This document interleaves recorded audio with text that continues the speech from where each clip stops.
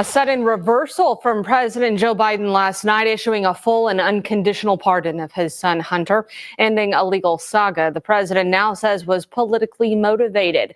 The younger Biden potentially faced decades in prison on gun charges. ABC's Karen Travers reports from the White House. Hey everybody, welcome back to the channel. I am going to play the rest of that report. I was just going to sit here and chill out tonight, and then I got a little bit fired up, as if that's any surprise, because I was watching all this stuff about Joe Biden pardoning his son Hunter. I mean, like with Hunter Biden, okay, he was a drug addict, a crackhead. I don't really care who he was sleeping with or what he was doing, as long as he wasn't hurting anybody or whatever. I don't care how many baby mamas he had or who he was paying off or what he was doing. I care about the fact that for the longest time, hardly anybody talked about the fact that Hunter Biden sat on energy boards, oil company energy boards, and sometimes we'd hear that he'd get paid $50,000 a month. Sometimes I hear he got paid $80,000 a month to sit on energy boards, oil companies. What the actual heck? And I will never forget when Joe Biden, he cut the Keystone Pipeline, and I find that infuriating for many reasons, and Trudeau did nothing to help and nothing to stop that. I'm going to get back to more of the report. I want to touch a little bit on Keystone just to remind us what the hell kind of mess we've created with oil and gas in this country. This morning, President Biden is en route to Angola after a holiday weekend spent with family on Nantucket, stopping briefly in Washington in between and announcing he's pardoning his son, Hunter. Hunter was convicted of lying on a form about his drug use when he purchased a gun, and in a separate case, agreed to plead guilty to tax charges. Biden argues his son's charges came about only after several of my political opponents in Congress instigated them to attack me and oppose my election. The president's decision is a reversal from a position he held for months. And have you ruled out a pardon for your son? Yes. The pardon goes beyond Hunter's gun and tax charges, also covering offenses against the United States which he has committed or may have committed or taken part in during the period from January 1, 2014 through December 1, 2024. 10 years. The chairman of the House Oversight Committee, a Republican, accuses Biden of skirting accountability. Democratic House Representative Greg Stanton of Arizona also criticized Biden's decision, saying Hunter committed felonies and was convicted by a jury of his peers. Biden is not the first president to use his pardon powers before leaving office.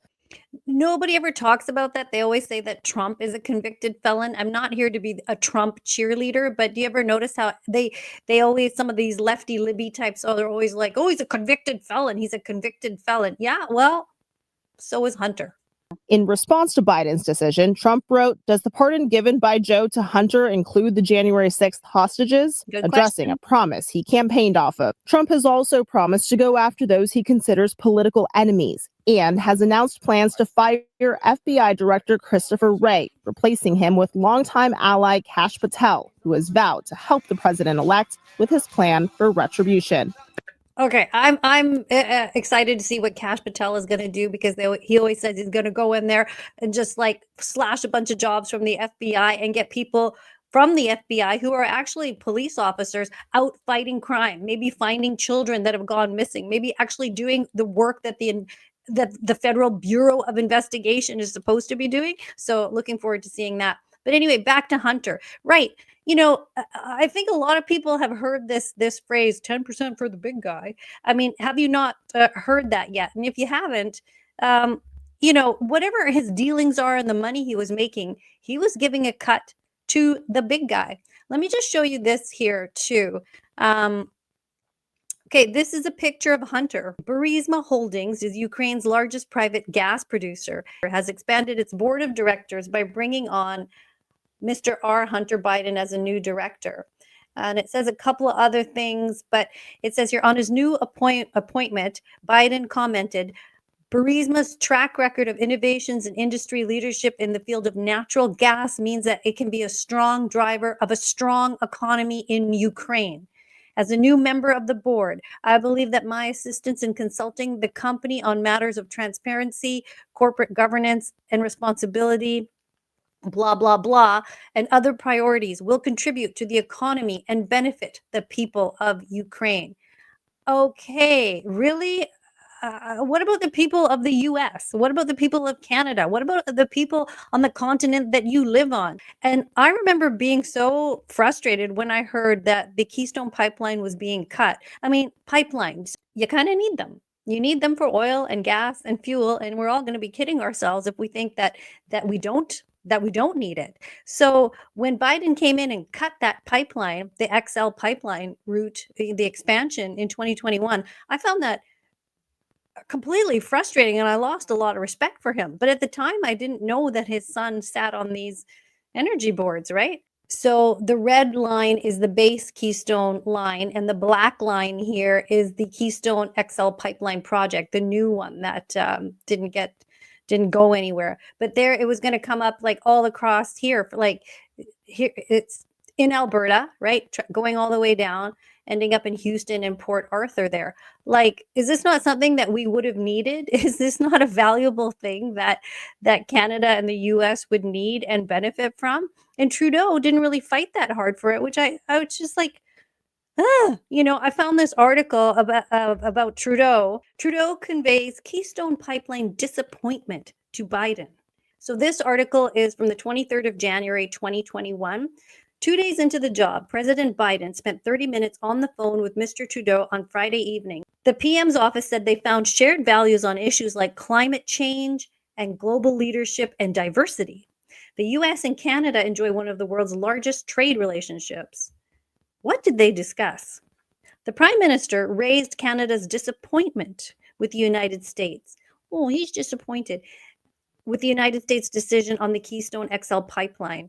A statement said the Prime Minister underscored the important economic and energy security benefits. But fight harder.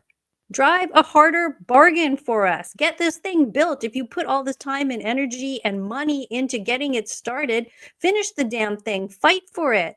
If it has economic value and good sense, and it's something that North America needs, then stand up and fight for it. Don't kill it. It's really funny how he just went to Mar-a-Lago, Justin Trudeau, and then he had all these vans, security trucks or whatever, and he's flying there and flying back because there's rumors that Trump didn't let him stay at Mar-a-Lago. I don't know if those rumors are true, but there's the carbon footprint of Justin Trudeau and the audacity to tell us to mind our carbon and to tax us, to have us pay a carbon tax.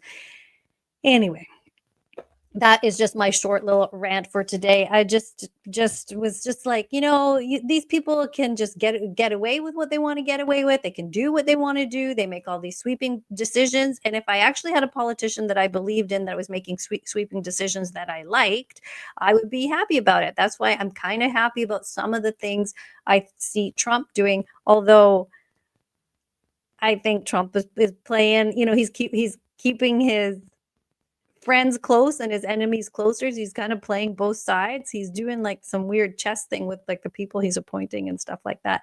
But anyway, Hunter, I guess you're a free man. You do what you want to do. You're off the hook. January can't come soon enough. That's all I got to say. This year, I'm actually looking forward for this year ending. And I never say that. I'm looking forward to next year. Looking forward to 2025. Come on now. Come on. Bring it on. Okay. Thank you so much for watching this video. If you like what I'm doing here, please subscribe to my YouTube channel. I know I do a lot of different things. I'm very random. I should really just stick to one thing, but I don't know. I'm a random person. Also, I'm on Rumble. Search my name, Anita Krishna, if you want to follow me there. Check out my links in the description. And if you want me to do a video, let me know what you want to see, because I just jump on here and kind of do what I want to do. Okay. Thanks for watching. I'll catch you next time. Bye-bye.